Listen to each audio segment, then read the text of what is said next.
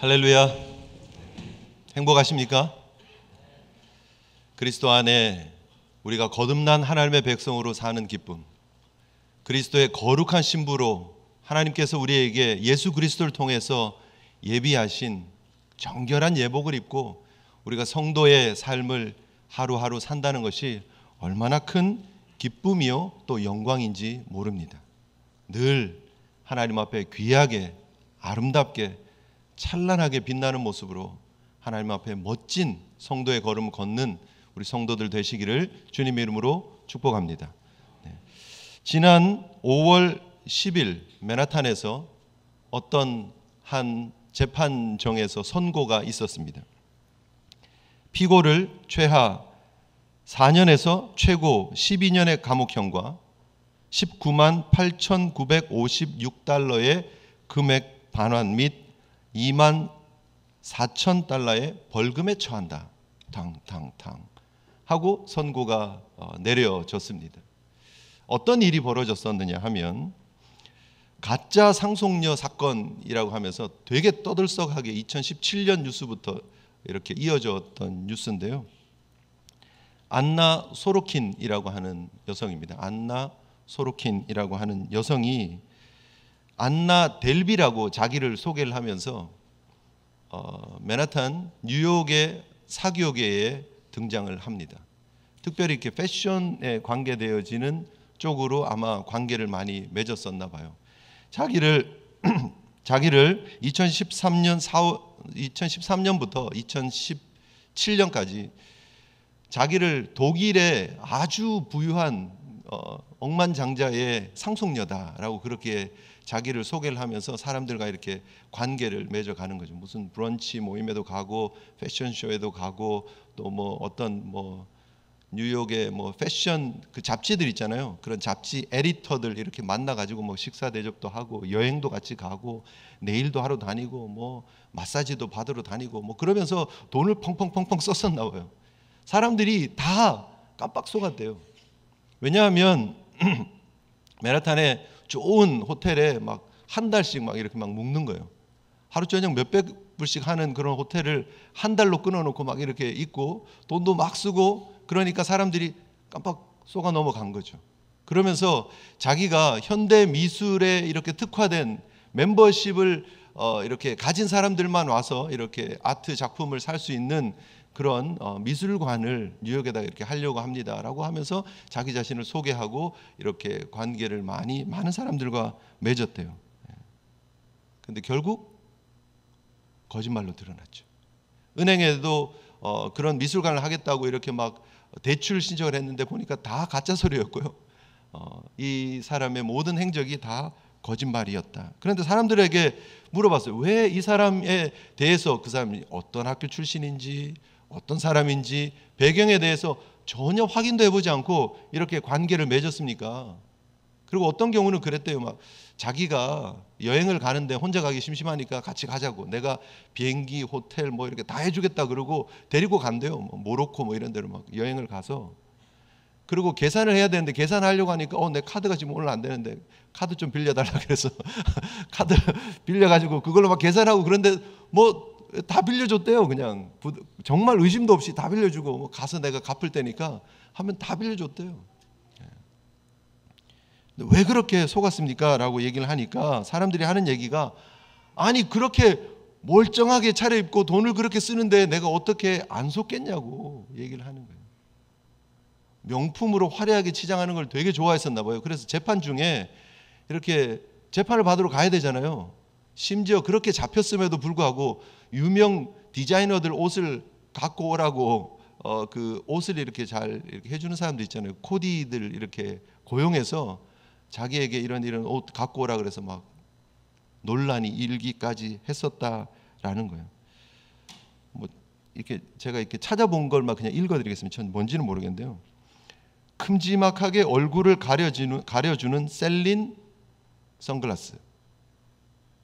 아시는 분 있으신 것 같은데 전 뭔지도 모르겠어요. 그거는 기본이고 수프림, 아크네 스튜디오, 발렌시아가, 샤넬, 알라이아 뭐 이런 옷들을 입었대요. 우리도 무슨 말인지 모르죠. 네. 다 뭐 저랑 비슷하시네요. 네. 아주 유명한 옷들 그렇게 명품들을 걸치고 나타나니까 사람들이 속지 않을 수 있느냐라고 얘기를 해요. 항변을 해요. 우리가 다 속을 수밖에 없지 않냐고. 호텔에 호텔에 이렇게 도와주는 분들 있잖아요. 이렇게 벨보이들 뭐 이렇게 오면은요, 뭐 10불 20불 주는 게 아니라 100불씩 줬대요. 그래서 거기 호텔에서 이렇게 서비스를 하는 사람들이 그 방에서 호출이 오면 먼저 가려고 난리였대요. 여러분, 그런데 그 모든 게 다 거짓말이에요. 2017년 LA에서 이렇게 체포가 되고 결국 맨하탄 법정에 법원에 기소가 되고 결국 5월 10일 날 선고가 이루어졌습니다. 다 거짓이에요. 겉으로만 화려하게 명품을 입었지만 그러나 그 여성의 정체는 사실은 사기꾼이었어요. 여러분, 과연 우리는 어떤 옷을 입고 있는가? 과연 나의 정체성은 무엇인가? 여러분, 우리가 결국 우리의 입은 옷이 우리를 나타내기도 하지만 정말 중요한 것은 우리 자신의 정체성이라는 거죠.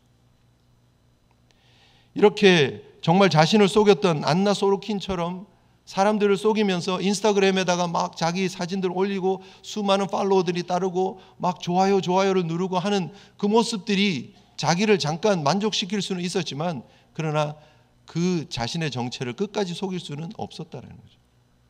금방 드러날 수밖에 없는 거죠. 우리 성도의 모습을 우리가 조금 고민해 볼 필요가 있지 않느냐. 주일 우리가 예배드리는 우리의 모습들은 너무 아름답고 너무 거룩해 보이고 너무 괜찮아 보입니다. 다들 타이를 메고 또 정장을 입고 멋있는 모습으로 함께 예배를 드리고 있지만 과연 우리 속에 하나님의 거룩한 신부다운 정체성이 잘 유지되어지고 있는가? 우리가 입은 영적인 옷은 정말 깨끗하게 순결하게 거룩하게 잘 지켜지고 있는가? 우리가 지난 시간 제사장 그리고 대제사장의 복식에 대해서 우리가 함께 살펴보았습니다. 속옷을 입고 그리고 속 바지를 입고요. 그리고 속 옷을 입습니다. 그리고 허리띠를 메고 그리고 그 위에 에봇 받침 겉옷을 또 입고 그 위에 에봇을 걸치고 그리고 판결 흉패를 메고 그리고 관을 쓰고 머리에 띠를 한 대제사장의 모습을 우리가 함께 살펴보았습니다. 결국 우리도 하나님 은혜 가운데 부름받은 하나님의 거룩한 제사장으로서 우리도 그러한 옷을 예수 그리스도를 통해서 받았다라는 거죠. 과연 우리가 그 모습을 잘 지켜나가고 있는가? 과연 하나님께 여호와께 성결이라고 하는 그 이름에 합당한 모습으로 우리가 신앙생활하고 있는지 우리가 우리 스스로를 돌아보는 시간이 되었으면 좋겠습니다. 특별히 오늘은 판결 흉패, 그 대제사장이 가슴에 메고 있었던 판결 흉패에 대해서 우리가 좀 살펴보려고 하는데요. 판결 흉패는 오늘 성경에서 말하고 있는 것처럼 길이가 한 뼘 그리고 높이가 한 뼘입니다. 이게 한글 성경은 길이와 너비가 한 뼘씩이라고 얘기를 하고 있는데 원래는 길이가 이게 가로로 한 뼘, 세로로 한 뼘으로 이렇게 만들어라라고 말씀을 하고 있습니다. 제레트라고 하는 건데 한 9인치 정도, 센치로 보면 22.5cm 정도 한 뼘, 네. 평균으로 해서요. 한 뼘 정도 이렇게 한 뼘 한 뼘 이렇게 정사각형의 모양으로 판을 만들고 이게 흉패라고 하는 것은 반짝인다, 빛난다 하는 그런 의미가 있고요. 그리고 판결이라고 하는 것은 재판한다, 이렇게 판결한다, 판단한다라고 하는 이 두 단어가 합쳐진 거죠. 먼저 우리가 볼 수 있는 부분은 우리가 이제 그림을 잠깐 보시면 지금 대제사장의 가슴에 달고 있는 바로 이게 판결 흉패입니다. 판결 흉패. 바로 이렇게 생긴 거죠. 이렇게 가로 세로 똑같은 22.5cm 정도의 그런 판에다가 보석을 이렇게 3개씩 4줄을 이렇게 붙여놓은 구조다. 그리고 그 보석을 금으로 이렇게 물렸다. 이렇게 보시면 되겠습니다. 그리고 이 판결 흉패를 이 대제사장이 입고 있는 이 에봇에다가 붙였다. 이렇게 보시면 되겠습니다. 여기까지 이렇게 하시고요. 이 정사각형에 붙어 있는 이 보석들, 그리고 그 안에 있는 우림과 둠밈이 바로 판결 흉패를 드러내고 있는 모습이다라는 것이죠. 먼저 우리가 기억해야 될 것은 이 대제사장의 흉패에 물려있는 이 12개의 보석이 그럼 어떤 의미를 가지고 있을까? 성도를 나타냅니다. 왜냐하면 이스라엘 12지파의 이름을 새겨놓은 보석 12개가 지금 대제사장의 그 흉패에 붙어있기 때문이죠. 21절에서 말하는 것처럼 이 보석들은 이스라엘 아들들의 이름대로 12이다 라고 얘기를 합니다. 도장 파는 것처럼 그 보석에다가 이름을 새기고 그리고 금태에 물려가지고 이 흉패에 붙여라 라고 얘기를 하고 있습니다. 결국 이 12지파를 가슴에 품고 대제사장이 여호와 앞에 나갈 때마다 이 흉패를 붙이고 나가야 된다라고 성경은 말하고 있는 것이죠. 결국 이 이스라엘이 오늘날 영적 이스라엘을 표현하고 있고 바로 그것이 저와 여러분 성도를 나타내고 있다라는 거죠. 잘 생각해 보면 이것이 얼마나 영광스러운 모습인지 모릅니다. 이스라엘 백성들, 그들이 진짜 지금은 오합지졸처럼 보이지만 그들이 이전에는 노예였고 지금도 광야에서 헤매고 있는 모습이에요. 지금은 헤매는 건 아니죠. 조금 있으면 하나님 앞에 이렇게 반역했다가 가데스 바네아의 반역 사건 이후에 그들이 40년 동안 광야를 헤매게 되고 겨우 약속의 땅에 들어가는 그런 존재들이지만 하나님께서 보시기에는 그 이스라엘 백성들이 빛나는 보석 같은 존재들이라는 거예요.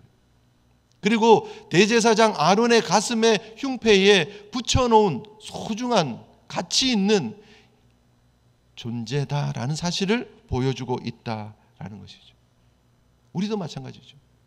하나님 은혜 가운데 정말 연약하고 부족한 존재들이지만 그러나 하나님께서 예수 그리스도의 십자가로 우리를 사셔서 예수 그리스도께서 십자가의 그 영적 전투를 감당하셔서 우리를 이긴 자로, 이긴 자의 획득물로, 전리품으로 우리를 받으셔서 예수 그리스도의 가슴에다가 새겨놓은 보석 같은 존재라는 사실을 기억하시는 저와 여러분들 되었으면 좋겠습니다.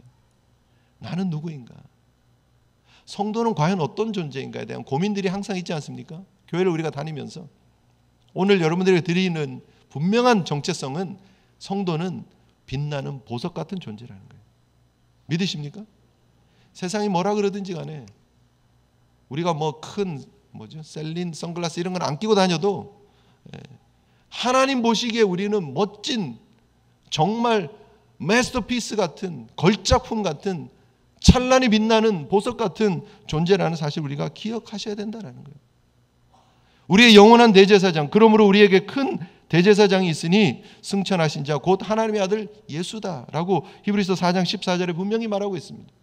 그 예수 그리스도께서 우리의 진짜 대제사장이 되셔서 아론이 그 보석을 품고 있었던 것처럼 대제사장이신 예수 그리스도께서 우리 보석 같은 존재들을 하나하나 품고 소중히 전리품으로 안고 계신다는 사실을 여러분 기억하신다면 우리 하나하나가 얼마나 소중한 존재인지, 하나님이 얼마나 사랑하는 존재인지 분명히 다시 한번 우리의 정체성을 새롭게 할 수 있는 기회가 되리라고 믿습니다. 에베소서 1장 4절 이하에 곧 창세전에 그리스도 안에서 우리를 택하사, 언제 택했다고요? 창세전에 그리스도 안에서 우리를 택하셨습니다. 우리를 사랑 안에서 그 앞에 거룩하고 흠이 없게 하시려고 그 기쁘신 뜻대로 우리를 예정하사 예수 그리스도로 말미암아 자기의 아들들이 되게 했다. 예수 그리스도의 십자가의 사역으로 말미암아 우리를 거룩하고 흠없는 존재로, 우리를 빛나는 보석으로 삼으시기 위해서 예수 그리스도를 이 땅에 보내주시고 십자가에 내어주셨다.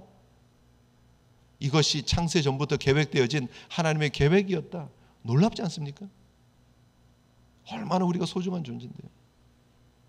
우리가 늘 불렀던 당신은 사랑받기 위해 태어난 사람이라고 하는 그 찬양이 거저 지나가는, 거저 부르는 찬양이 아니라는 거예요. 진짜라는 거예요.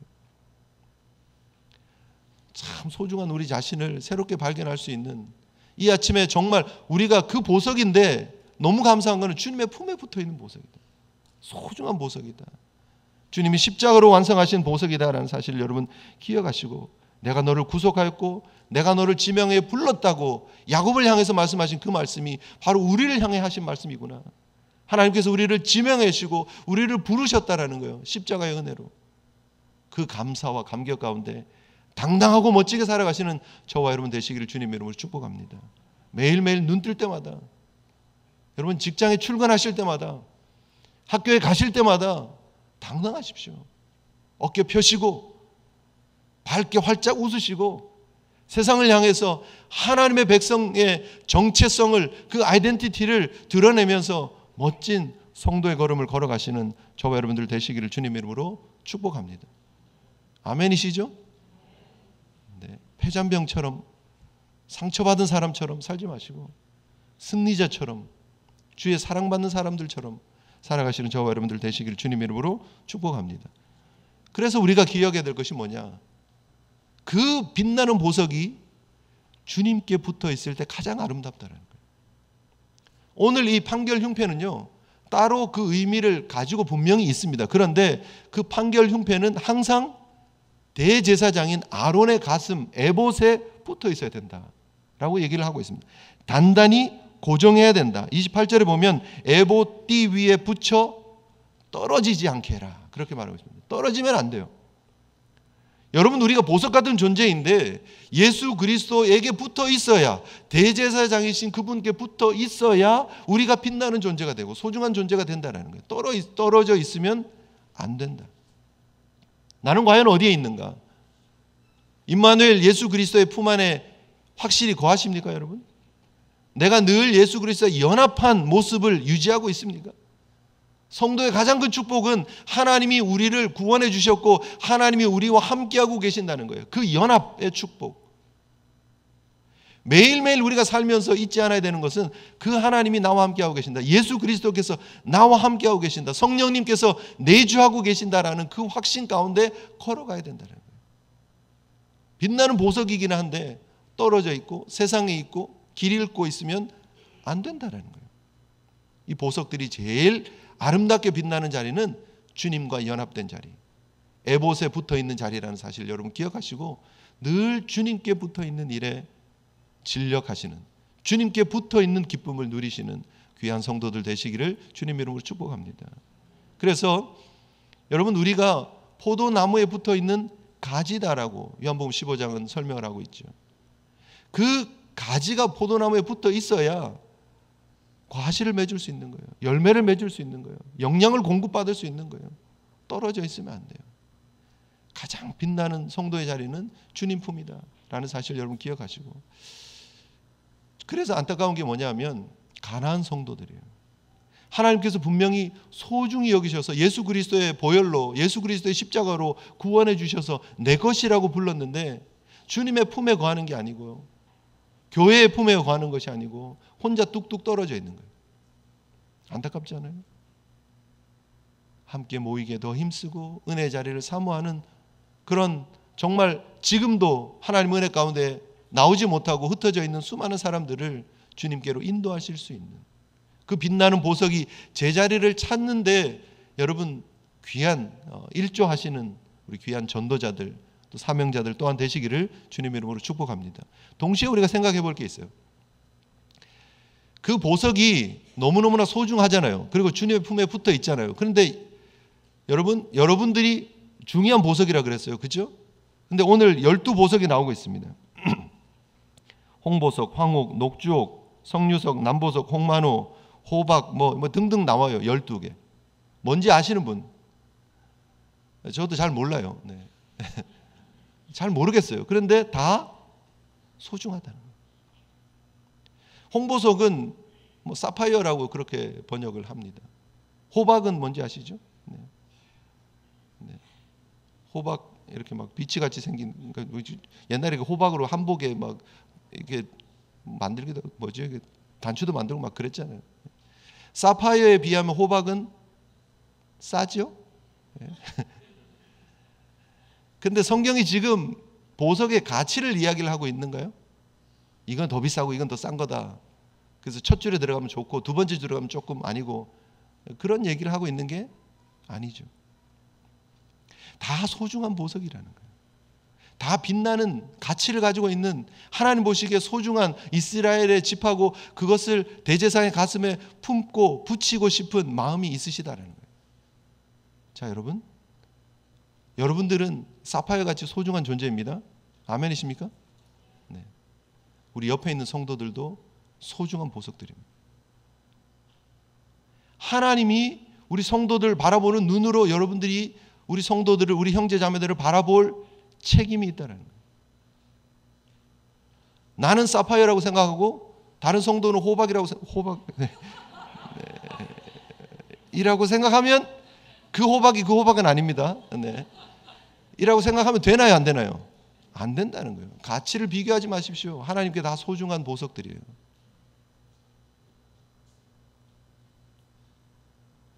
함께 그리스도 안에 한 그리스도의 공동체로 부름받은 예수 그리스도께서 품으시는 그 보석이라는 사실을 우리가 기억하면서 성도를 서로 바라보아야 된다는 거예요. 존귀히 여기며 사랑하며 아껴주며 그 가치를 하나님이 인정해 주셨는데 우리가 서로 비교하고 평가하고 판단하면 안 된다는 거예요. 공동체가 다 깨어져 버려요. 우리는 판단하는 사람들이 아니에요. 그 가치에 대해서 하나님이 판단해 주세요. 소중히 여긴다는 거예요. 서로 사랑하시기를 주님 이름으로 축복합니다. 그리고 우리가 기억해야 되는 것은요, 우리가 이렇게 함께 모였을 때 아름다운 판결 흉패가 된다라는 거예요. 그 모양이 빛이 난다라는 거예요. 이 다양성이 있기 때문에 이 보석이 모여있는 12개가 더 아름답다라는 거예요. 하나님 보시기에 이게 제일 비싼 거니까 이 제일 비싼 거 12개로 만들어라 그렇게 하시지 않으셨어요. 하나님은 다양한 보석들이 사용되기를 원하셨어요. 그렇게 온전한 판결 흉패가 만들어지기를 원하셨어요. 우리 제일교회에, 우리 교회 공동체에 마찬가지예요. 다양한 모습들이 들어와서 함께 그리스도의 몸된 교회를 이루는 거예요. 누가 누구를 보고 판단하고 이 보석이 더 예쁘네, 이게 더 빛나네, 이럴 자격도 없고 그래서는 안 된다는 거예요. 서로 사랑하며 그 자리를 지켜나가며 함께 어우러지는 그런 귀한 사명을 감당하시는 주님의 멋진 보석들 되시기를 주님의 이름으로 축복합니다. 보석입니다. 하나님 보기 아름다운 보석으로 서로를 바라보세요. 눈에 넣어도 아깝지 않은 그런 아름다운 보석으로 서로 섬기며 사랑하시는 모습들이 되었으면 좋겠습니다. 마지막 세 번째 우리가 살펴봐야 되는 내용은요, 이 대제사장의 빛나는 이 흉패라고 하는 부분이 빛나는 판이라는 말이고요, 그 앞에 판결이라는 단어가 있습니다. 그 단어가 바로 재판한다, 판결한다라는 단어예요. 그런데 이 판결 흉패는 두 겹으로 만들었어요. 그래서 안쪽에 주머니가 있었어요. 주머니 안에 뭐가 들어가느냐면 우림과 둠밈이라고 하는 것이 들어갔어요. 제가 판결 흉패 앞에 있는 보석의 그림은 잠깐 보여드렸습니다만 우림과 둠밈의 그림은 보여드리지 않습니다. 찾아보면 이미지를 찾을 수는 있습니다. 이런 거일 겁니다 하고 추측해서 제가 보여드릴 수는 있습니다. 그런데 그게 정확하지 않습니다. 다 상상이에요. 그러니까 오히려 모르는 게 낫습니다. 네. 괜히 불분명한 거를 괜히 머릿속에 한번 딱 시각화 시켜 놓으면요, 그게 진짜인 줄 알아요. 그래서 여러분, 예수님 어떻게 생기셨어요? 그럼 막 백인에 막 금발 이렇게 쫙 있고 막, 그래서 막 꿈꾸고 예수님 꿈을 한 번씩 꾸면 밤에 꿈에 예수님이 나타났어. 어떤 분이 나타났어요? 금발에 막 백인 예수님이 막 나타나는 거예요. 그게 아닐 가능성이 훨씬 많은데. 그래서 이게 성화같이 이렇게 막 형상화 해놓은 그림으로 만들어서 이게 우리 머릿속에 집어넣는 게 좋지 않아요. 그리고 우림과 둠밈이 우리가 이런 거였구나 아는 게 별로 중요하지 않아요. 자, 우림과 둠밈에 대해서 우리가 조금 생각을 해보겠습니다. 결국 우림과 둠밈은 이게 판결을 하기 위한, 판단을 하기 위한 도구예요. 뭐 어떤 사람 주사위 같이 생겼다, 어떤 사람 돌 두 개인데 뭐 거기다 이렇게, 지금 여러분 성경 밑에 보면 우림은 빛이다, 그리고 둠밈은 완전함이다, 이렇게 번역을 해놓은 해설이 되어져 있습니다. 이게 우림은 빛들이라는 복수형이고요, 그리고 둠밈은 진리들이라고 하는 복수예요. 완전함들이라고 하는 복수예요. 근데 어쨌든 그 두 개가 우림과 둠밈이 있는데 주머니 안에 이렇게 넣어놨다가 이렇게 제비 뽑듯이 이렇게 뽑아가지고 판결을 했었을 것 같기는 해요. 근데 뭔지, 어떻게 생겼는지, 어떤 모양인지 전혀 알 길은 없어요. 그런데 왜 이거를 대제사장의 판결 흉패 안쪽에다 이걸 넣고 차고 다니게 하셨을까라는 거죠. 제사장의 역할이 여러 역할이 있습니다. 제사장은 여러 역할이 있습니다. 제일 먼저 제사를 드려야 되겠죠. 그렇죠? 제사를 드려야 되겠죠. 전쟁을 하러 나갈 때 제사장이 같이 따라 나갑니다. 그렇죠? 네. 그리고요, 그런 그 백성들을 대표하는 역할, 또 전쟁에 함께 나가는 역할, 또 제사를 드리는 역할을 하는 것이 있는데, 제사장의 역할 중에 정말 중요한 또 다른 축이 하나 있는데 뭐냐면 판결을 해주는 거예요. 판결. 그래서 판사의 역할을 하는 거예요. 수프림 코트처럼 밑에 뭐 50부장, 100부장, 1000부장이 그런 일들을 하다가 이게 문제가 해결이 안 되면 결국 대제사장에게 와요. 그리고 그 일을 판결해 주는, 그러니까 대법원 같은 일을 하는 일을 대제사장이 하는 거죠. 그리고 또 제가 뭐 소개를 해드리면 신명기 17장 8절 9절에 보면 이렇게 나옵니다. 내 성중에서 송사로 다투는 일이 있으되 서로 피를 흘렸거나 다투었거나 구타하였거나 하여 내가 판결하기 어려운 일이 생기거든 너는 일어나 내 하나님 여호와의 택하신 곳으로 올라가서 레위 사람 제사장과 당시 재판장에게 가서 물어라 라고 얘기를 합니다. 그럼 가르쳐 줄 것이다. 그럴 때 우림과 둠밈이 사용되어지는 거죠. 판단 내려줄 때. 그리고 제사장은 또 무슨 일을 합니까? 의사같이 이게 부정하다, 정결하다를 판결해 주는 일을 해요. 레위기 14장에 보면 제사장은 진에서 나가 진찰을 해요. 누구에게? 악성 피부병이 있는 사람. 성경은 문둥병이라고 번역이 되어져 있는데 한센병에 걸린 사람들이 있으면 격리가 되어져서 살 수밖에 없잖아요. 그런데 나았다, 만약에 나았다. 그러면 어떻게 얘기를 해요? 제사장한테 가서 리퀘스트를 해요. 내가 나았습니다. 왕진 오셔서 이렇게 검진을 좀 해주십시오. 그러면 가서 보고 규례와 절차에 따라서 정결해진 것 같으면 우슬초에 피를 찍어가지고 7번 뿌리고 온몸에 털을 다 밀고 옷을 빨게 하고 일주일 동안 격리시켰다가 진으로 다시 돌아오게 해요. 그걸 누가 한다고요? 제사장이 하는 거예요. 그러니까 의료적으로 이렇게 판단을 하는 일을 제사장이 하는 거예요. 송사가 있는 일을 판결하는 일을 누가 하느냐? 제사장이 하는 거예요. 결국 제사장은 시비를 가릴 줄 알아야 되고요. 부정함과 정결함을 가릴 줄 알아야 돼요. 바른 판단의 기준, 분별력 있는 모습으로 서 있는 것이 대제사장의 역할이다라는 것이죠. 결국 오늘 이 말씀을 우리가 바라보면서 우리가 기억해야 될 부분이 바로 이것입니다. 우리가 이 대제사장인 예수 그리스도와 연합한 성도로서 또한 우리가 동시에 왕같은 제사장으로 우리가 부름받았다면 과연 우리 속에 우리가 보석같이 빛나는 존재야라고 하는 그런 자긍심에다가 한 가지 더 붙여야 되는 게 있는데 뭐냐면 바른 영적 분별력을 가지고 살아야 된다는 거예요. 하나님의 백성이라면 왕같은 제사장이라면 하나님 앞에 시비를 가릴 줄 알고 진리와 부정한 것을 가릴 줄 알고 부정한 것과 깨끗한 것 사이에 분별하며 하나님 앞에 온전히 서는 모습들이 필요하다는 거예요. 대충 회색 지역에서 살면 안 된다는 거예요. 좌로나 우로나 치우치면 안 되는데 여러분 분명한 그 기준을 붙잡고 설 줄 알아야 되는데 여러분 이렇게도 저렇게도 혹은 세상과 적당히 타협하면서 우리가 살고 있지는 않느냐 하는 것이죠. 과연 여러분은 어떻습니까? 바른 분별력 있는 모습으로 믿음의 길을 걷고 계십니까? 하나님께서 정말 보시기에 온전한 성도의 길을 힘들지만 어렵지만 걸어가시는 저와 여러분들 되시기를 주님의 이름으로 축복합니다. 우림과 둠밈에 대해서 얘기를 했습니다. 그래서 우리도 우림과 둠밈이 있어야 되겠죠. 우리도 제대로 판단을 해야 되잖아요. 그럼 어떻게 해야 됩니까? 화단에 나가가지고 돌 2개 주워가지고 하나는 하얀색 칠하고 하나는 까만색 칠해가지고 주머니에 집어넣고 흔들었다가 꺼내가지고 하나님 이 사람하고 결혼을 해야 돼요 말아야 돼요.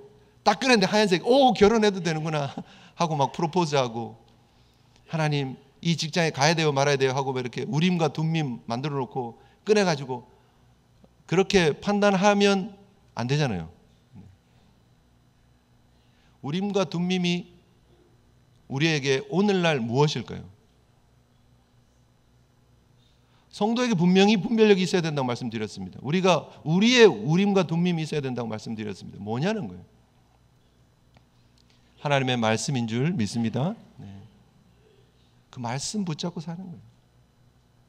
이미 우리에게 완성되어진 하나님의 계시가 말씀을 통해서, 성경을 통해서 우리에게 주고 있어요. 더 이상 여러분 동전에다가 빨간색 칠하고 하얀색 칠하고 해가지고 이렇게 돌려가지고 이렇게 뽑거나 주머니에다가 뭐 하얀 동전, 아니 하얀 돌, 뭐 까만 돌 이런 거 넣어서 이렇게 제비 뽑지 마세요. 말씀을 근거로 해서 하나님이 기뻐하시는 판단을 하세요. 성령의 인도하심을 받으세요. 하나님의 뜻은 어디에 있을까 기도하면서 하나님의 인도하심을 받으세요. 말씀에 근거한. 이 시대에 하나님의 백성이 하나님의 백성다운 삶을 사는 것은 하나님의 말씀 붙잡고, 이 시대에 오늘 우리에게 주신 하나님의 우림과 둠밈을 붙잡고 빛과 진리이신 그 말씀 붙잡고 걸어가는 거예요. 예수 그리스도 붙잡고 걸어가는 거예요. 말씀이 육신이 되셔서 우리 가운데 오신, 성육신하신 예수 그리스도와 함께 걸어가는 거예요. 바로 그것이 우리가 이 땅의 삶을 살아가는 기준인 줄 믿습니다. 끝까지 하나님의 거룩한 성도들로, 판결 흉패에 붙어있는 거룩한 보석으로 하나님 주신 바른 분별력 가지고 믿음으로 걸어가시는 거룩한 성도들 되시기를 주님의 이름으로 축복합니다. 이 예배서의 도전이 여러분 삶으로 이어졌으면 좋겠어요. 세상에서 좀 더 당당하게 하나님 영광 드러내는 모습들이 되었으면 좋겠고요. 세상에서 더 분별력 있는 모습으로 힘들지만 어렵지만 십자가 지고 좁은 길 멋지게 걸어가시는 주의 백성들 되시기를 주님의 이름으로 축복합니다. 우리 함께 받은 말씀 생각하시면서 우리 함께 기도했으면 좋겠습니다. 예수 그리스도로 옷 입고 믿음의 온전한 길 걷는 저희들 되게 해달라고, 누구든지 그리스도 합하기 위하여 세례를 받은 자는 그리스도로 옷 입었다는 이 말씀 붙잡고 하나님이 원하시는 바른 말씀 붙잡고 분별력이 있는 믿음의 길 걷는 저희들 되게 해달라고 함께 기도하며 나갔으면 좋겠습니다. 기도하시겠습니다.